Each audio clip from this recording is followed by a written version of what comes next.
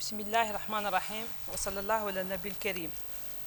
Monsieur le Premier ministre, Excellence délégation, nous vous remercions pour ce programme fort ambitieux et qui vient à point nommé.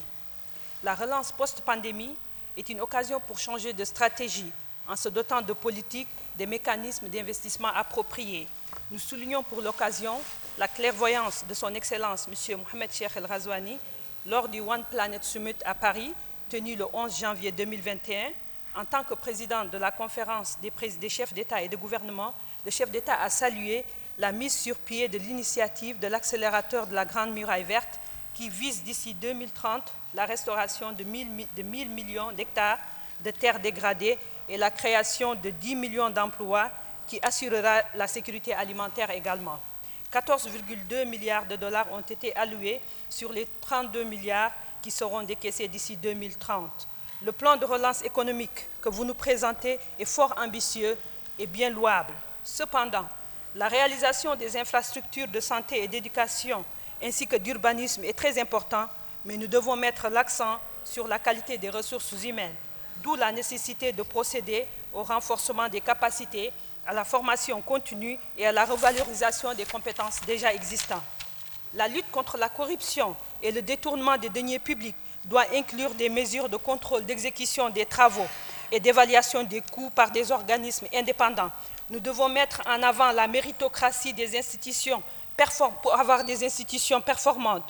Beaucoup de cadres souffrent de ce qu'on appelle communément chez nous le bras long.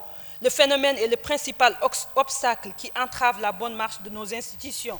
Les mieux formés sont souvent en arrière-plan, alors que beaucoup d'autres doivent tout au salon et à leur réseau.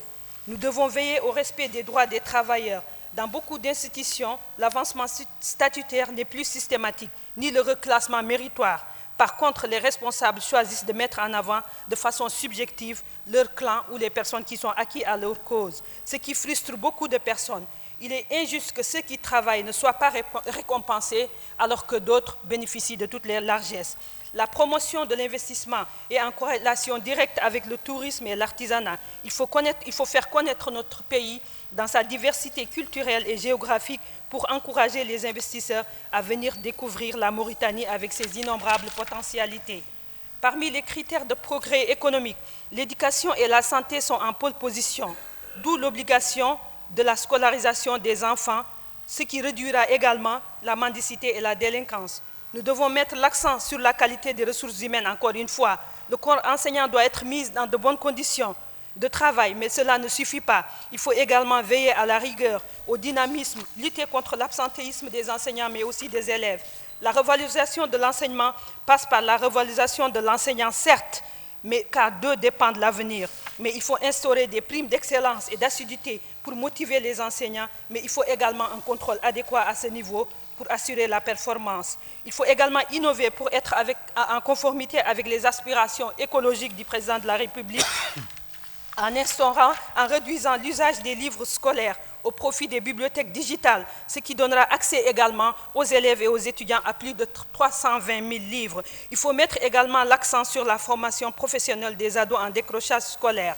Sur le plan de la santé, nous devons faire l'impossible pour nous doter de structures efficaces pour réduire le nombre d'évacuations sanitaires. Il faut un réel diagnostic des services de santé pour savoir pourquoi le secteur ne va pas bien. Et d'ailleurs, à cette occasion, nous en profitons pour demander justement le maintien des médecins cubains qui sont parmi les meilleurs au monde. Tout le monde sait que même le pays le plus industrialisé du monde, qui est les États-Unis d'Afrique, les États-Unis d'Amérique, autant pour moi, ils vont se soigner à Cuba parce que simplement, il y a les meilleurs médecins. D'ailleurs, nous sommes preneurs de toute performance. Nous sommes à la recherche justement de solutions optimales dans le secteur de la santé. Donc, on ne peut pas se permettre de nous débarrasser de ceux déjà qui nous aident si bien.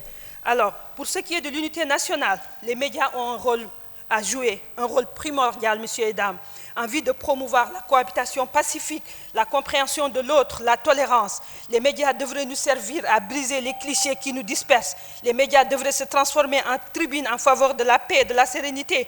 Ils devraient se focaliser sur la culture de l'humilité au détriment du matérialisme à outrance. Il faut sensibiliser les masses aux principes d'antan. l'honnêteté, le civisme, le travail et la compétence. Messieurs et dames, l'ensemble des secteurs de l'État doit faire l'objet d'un suivi ferme, d'une évaluation, d'un audit annuel sur la base d'indicateurs de performance pour enfin accéder à la Mauritanie que nous rêvons tous d'avoir. Je vous remercie, messieurs et dames.